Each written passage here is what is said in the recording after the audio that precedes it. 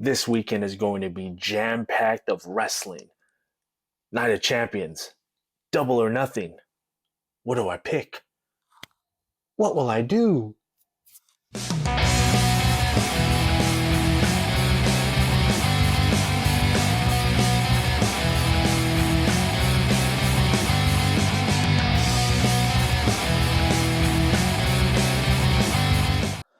All right, ladies and gentlemen, welcome back to the Cross You Out podcast. And of course, I am your host, Eric Cross. And in today's show, we're going to get into some AEW news. We're also going to be talking about AEW Collision. Also, we're going to be talking about Night of Champions and the cigar that I smoked. So with that being said, let's get into it. All right, ladies and gentlemen. So last week I did a live on YouTube, and I thought it looked pretty good. I thought it came out pretty good, but we'll see how that goes. It is up on the channel right here, right now. If you're listening on Spotify or Apple Podcast or Google Podcast, it's on the YouTube channel right here, right now, the Cross Out Podcast. And you can go there and check it out. So, and again, I'll be doing another live very soon, possibly the Saturday of Collision, maybe, just maybe. But we'll get into some more details on that in just a little bit. So, first things first, we're going to get into the cigar that I smoked. So, the cigar that I smoked, and I'm going to pull up the video right here. It was the Narco RL, excuse me, the Narco RL, and it was aged 3 years. It is undisclosed, undisclosed wrapper, binder, and filler. Man, I really enjoyed this cigar. I got very good tasting off of this. Cedar, cinnamon, a little bit of flour, kind of an earthy kind of taste to it. It was a little spicy, but it wasn't too spicy. It wasn't overbearing. But the cigar itself, man, chef's kiss. It was delicious. Honestly, I need to pick me up another cigar, possibly a box of this cigar, if Brian will allow me a box, hopefully. But I also did get to smoke another cigar that came in. I was very excited about this one. This one is this is another video as well. The barrel aged cigar that the boys over at Pravada provided. This is barrel aged edition 1. This is let's see. Trying to find the info. Heaven Hill Distillery / AJ Fernandez blend. This was a 6x52 cigar. This was aged in a barrel for 3 months. And so, hold on. Before I get into that one, this the Narco cigar. I don't think I had. Oh, it's 5x50. That was a 5x50. It was a little Monito one, but really good. The barrel age, this one was, it tasted phenomenal. Really good. The only problem for me, and I talked to Brian about this, and Brian said he's going to send me out another one. So I'm not worried about it or anything like that. And this is what's really dope about Brian. He comes through in the clutch, and he takes care of his members. If you're a first first year member, you're 6 months in, he will bend over backwards for you, and he's an amazing dude. I would love to have Brian on the show one of these days. I'm hoping that he would come back for Thanksgiving this year. Like last year's Thanksgiving, we actually got to hang out the week of Thanksgiving. It was actually pretty cool. Got to smoke a cigar with him, 2 cigars, and it was absolutely dope. But I'm hoping to see if he would like to come onto the show, and we can get him on, and we'll shoot the shit and talk about stuff. But the this cigar, very tight. It was a tight draw. I could not. I was trying and I tried and I tried. It was very hard to smoke the cigar. It basically felt like, you have the little crunchy ice, the little crunchy ice. You know what the crunchy ice I'm talking about. The crunchy ice that you like, Sonic's crunchy ice, basically, or even smaller than that. But the ice gets stuck in a straw when you're trying to, suck on some, nice cold Dr. Pepper. But you're trying to take a drink of some Dr. Pepper, and the ice gets stuck in it, so you're getting, or a Slurpee, basically. So it was something like that. And I talked to Brian about it. He said don't worry about it. He will send me another one. And I will just have to wait and hopefully get that very soon. But I'm besides that, the cigar itself, the barrel age, man, you can taste how amazing this cigar is. Let's see what the tasting notes I put down for this.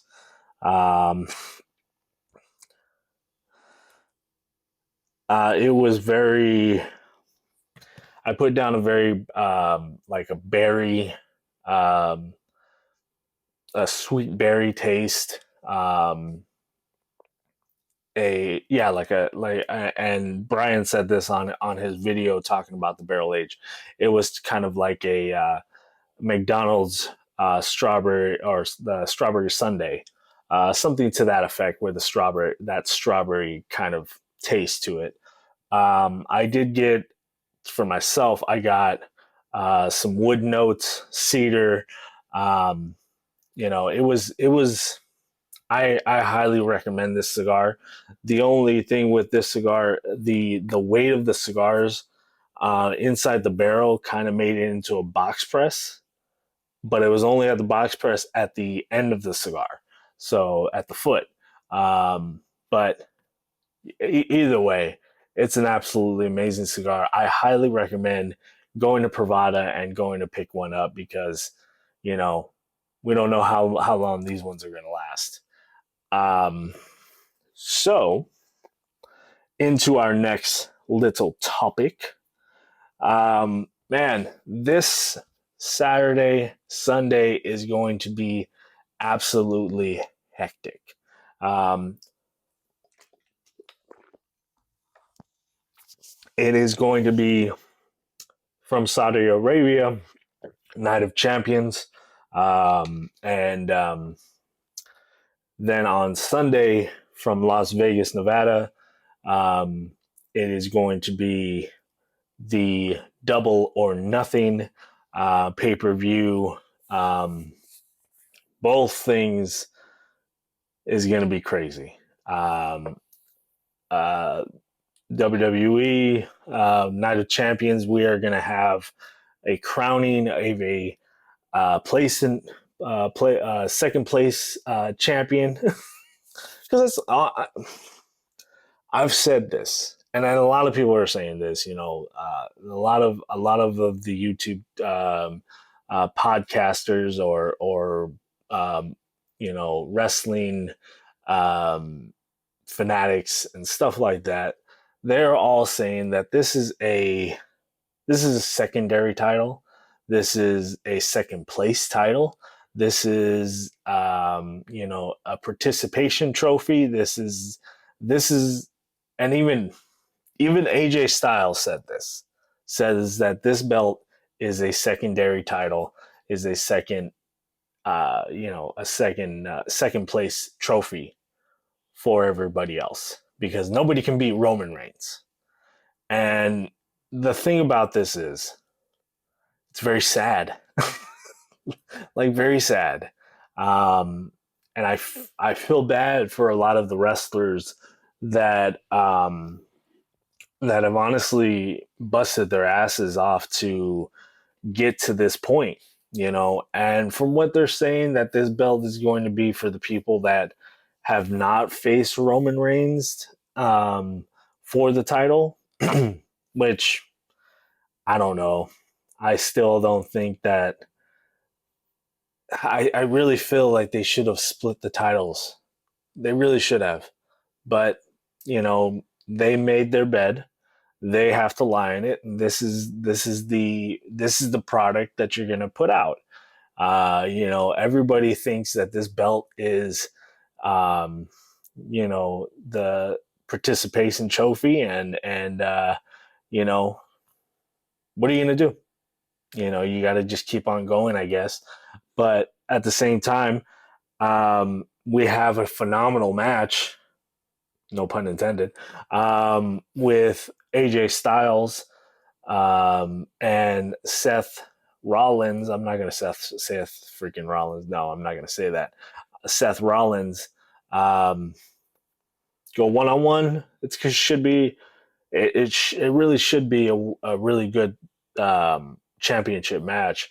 And if it was up to me, the Booker man, I would definitely put AJ over, just to have this champion be somebody fresh, and I think honestly AJ has proven himself more and more than anybody that is a part of WWE at this point. So I really feel AJ should be the um, the new heavyweight champion, which they are saying that this belt is going to be lineage to the big gold belt that was Triple H that had back in the day in the 2000s, I believe. Um, this belt shouldn't be in existence at this point, but it is. So what are you gonna do? Um, we also have Brock Lesnar versus Cody Rhodes again. Seth Rollins, or excuse me, Kevin Owens and Sami Zayn versus Sola Sokola and Roman Reigns, which I'm thinking, which I really hope they don't do, but I'm thinking they're going to have Roman win the tag team titles. And I really hope that doesn't happen. And I really hope that Roman does not get pinned at Night of Champions. But we will see. I will possibly come on after Night of Champions real quick and do a quick Night of Champions review. Um, we're this close from 100 episodes, and yeah, it's crazy. I just looked at the monitor and saw what this number was going to be, and we're almost there. So this is crazy, and we just got to keep on going. Man, I can't believe it. But nonetheless, yes, again, like I said, I will possibly come back on to Night of Champions and do a review. If not, then I will see because I don't know if I'm going to get Double or Nothing as well. But if I do get Double or Nothing, I will come on with a Double or Nothing and Night of Champions double review. But who knows? I got a big party to go to on Saturday. So you know, we'll see what happens. And most importantly, we'll see how I'm feeling after a couple of tequila shots. But nonetheless, so let's get into AEW, and tonight was in Dynamite. Da, da, da. Is Where is that? Um, Thought I had it up. Oh, here it is. Okay. All right. So Dynamite tonight from Las Vegas, Nevada. And we start off with the AEW. Oh my God. This one is just, again, these notes. These notes are always incredible. The International Championship. Orange Cassidy, the champion, versus, uh, let's see, Kyle Flesher from Aussie Open. Good match. Again, they're showing that Orange Cassidy is getting beaten down. He is burning the candle at both ends, and you know who is going to be the opportunist to get this title away from him, because honestly, he is the workhorse of this company. Pretty much of any wrestling company at this point right now. He is defending the All Atlantic title, um, or the Atlantic Championship. Anyways, All Atlantic, whatever's. Anyways, they Orange Cassidy picks up the victory by a schoolboy. Um, really, again, really fast paced, really good match, really showing that he's getting worn down, and somebody at some point is going to get this opportunity to beat Orange Cassidy, and it might be in Vegas or it might be in Forbidden Door. So we will see who is going to dethrone Orange Cassidy. Let's see. So we go into our next match, or it was an FTR promo. FTR, or actually, it was a Jungle Boy little video package, hyping up for this Sunday. Then FTR comes out and cuts a promo on Jay Lethal and Jeff Jarrett, and you know. Uh, Mark Briscoe comes out and, asking him why did he give him a pile driver. He's just trying to tell him, go shake my hand, be a man, blah, blah, blah. He slaps him. Then he slaps, he's pretty much slapping everybody. He pie faces, what's her name? Jared's wife, and Karen Jared. And that was just hilarious. Um, So we go on to the House of Black title match. I believe the House of Black. Um, I don't know what they call. I forget what they call this stipulation of this match. They did take my advice, which I'm very proud of. That they put a little bit more lighting around the ringside area, which again they need to put lights kind of around the first and second row, but none of this blocky lighting, like it's light coming in uh, a glass window or something like that. But it is what it is. So it was Air Fox, Blake Christian, and Malik versus the House of Black. Good match, back and forth, dominance by the House of Black. Um, the House of Black, of course, picks up the victory. We get a MJF promo, goes out, same old shit, talk about the pillars, blah blah blah. We get Darby Allin comes out, he interrupts. Here comes Sammy Guevara, Mr. Babyface now apparently, and then here comes Jungle Boy Jack Perry to stand tall and knowing wrestling. MJF is going to pick up the victory on this weekend, and I will give my rundown on some of the matches and you know tell you what I think. Let's see, uh, da, da, da. Lady Frost versus Tyra Valkyrie. That was a little good back and forth matchup as well. Tyra Valkyrie picks up the victory on this. Let's see. What else? They show a Hangman promo talking about the match for this Sunday. The what is it? The Asylum in the Arena or whatever it is. How can they coexist? Basically, um, they're best friends, they're family, blah blah blah. Same old thing. Um, Here comes Chris Jericho and Adam Cole. They signed their contract for their match for a lights out match at this Sunday at Double or Nothing.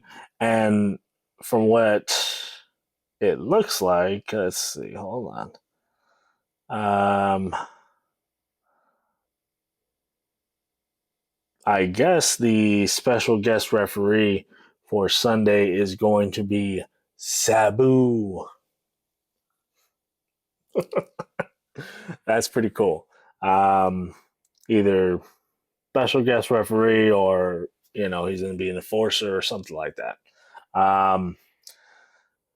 They promoted Tony Storm versus Jamie Hayter again for the women's title match. Again, they should have had more time for this one, but they went into Daniel Garcia versus Roderick Strong in a hell of a fight match. This match was actually really good. I highly recommend you guys going to see this one. It was brutal. It was a chop fest, backbreakers, everything. It was really good. Roderick Strong picks up the victory on that one. Let's see. Tony Khan makes the announcement for Collision. Again, Collision was the first Collision. I think it's the 17th of June. It's going to be the 17th. Sorry about that. But it's going to be at in Chicago, Illinois. So rumors are true. CM Punk possibly going to be there. Possibly going to be on the first Collision, and yay, I guess. I don't know. I guess. And then we go into the main event. It was the Blackpool Combat Club, Claudio Castagnoli, Wheeler Yuta versus the Lucha Brothers, Penta Cerromero, and Rey Phoenix, the ROH World Tag Team Champions. And it was for the ROH Tag Team Championship. And good little match. Really good, actually. Again, Rey Phoenix and Pente Cerromero. This is a great tag team.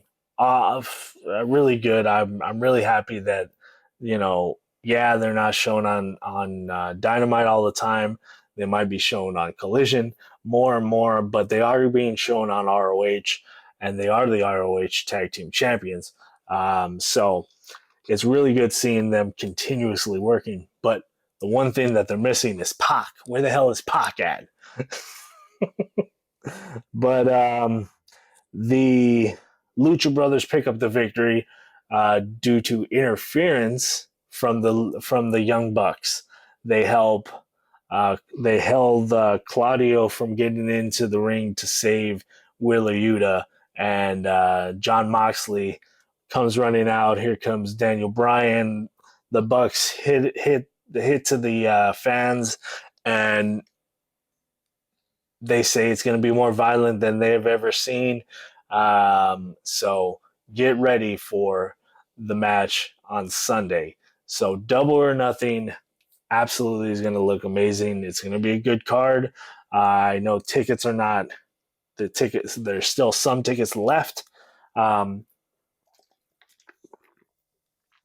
believe a lot of tickets are left, but you know, um, I don't know what to say to that. I like, people are pretty much shitting on AEW that their ticket sales are down for this and that, and they're not breaking a million views on the TV ratings and blah blah blah.